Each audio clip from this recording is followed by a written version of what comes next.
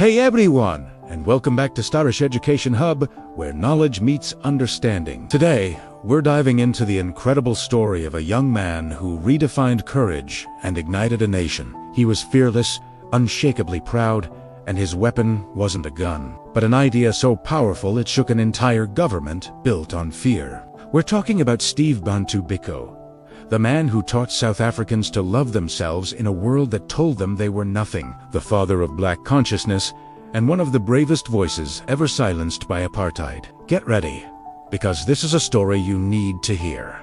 Steve Biko entered the world on December 18, 1946, in the humble town of King Williamstown. Can you imagine growing up under apartheid? It meant witnessing the daily humiliation of your people, treated as inferior in your own land. But Biko, he was different. He didn't just accept it. He questioned everything. He refused to believe that black people were any less than anyone else. While studying medicine at the University of Natal, he started to see something even deeper. He noticed how even educated black students had internalized these feelings of inferiority. He knew, deep down, that something profound had to change.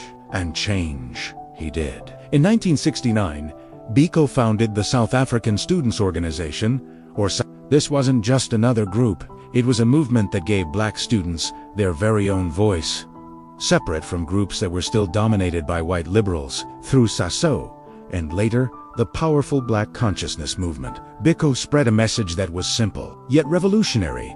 The most powerful weapon in the hands of the oppressor is the mind of the oppressed. This wasn't just about politics, it was a spiritual and psychological revolution. It told black South Africans, loud and clear, you are beautiful, you are capable, you are enough. It was a powerful call to self-liberation, urging them to stand tall and reclaim their dignity even before external freedom was won. Biko's ideas absolutely terrified the apartheid government.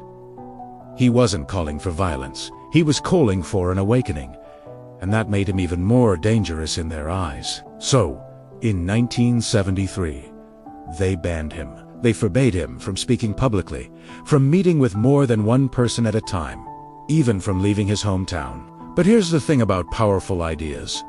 They can't be contained. Even under these harsh restrictions, his influence grew. His writings, circulated secretly, reached campuses and townships across South Africa. Young people started to believe in their own dignity again, and the spirit of resistance spread like wildfire. Biko became a symbol of courage, a living reminder that black pride was something that could never be banned. Then came 1976, and the incredible Soweto uprising. Inspired by the very ideas of black consciousness, students rose up against the apartheid education system, demanding to be taught in their own languages, not in the oppressor's.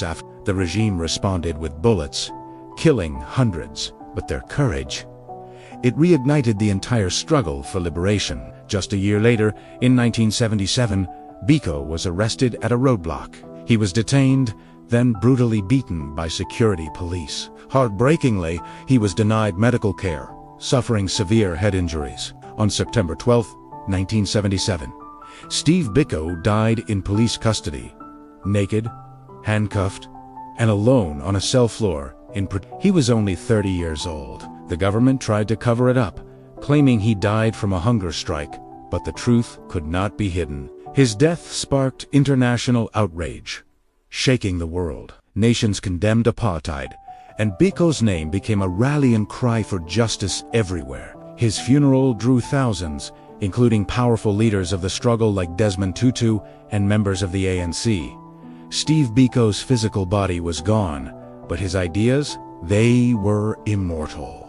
Today, Steve Biko is remembered not just as a martyr, but as a brilliant philosopher, a profound thinker, and a freedom fighter whose ideas continue to live on in every single person who dares to think freely. He taught an entire generation to look in the mirror and see power, not shame. He reminded South Africa, and indeed the entire world, that true liberation truly begins in the mind. As Biko himself once famously said, "It is better to die for an idea that will live than to live for an idea that will die." Steve Biko's life was tragically short, But his message still echoes powerfully through time. He lit a fire in the hearts of South Africans that no oppressive system could ever extinguish. From his incredible courage, we learn that freedom isn't just political.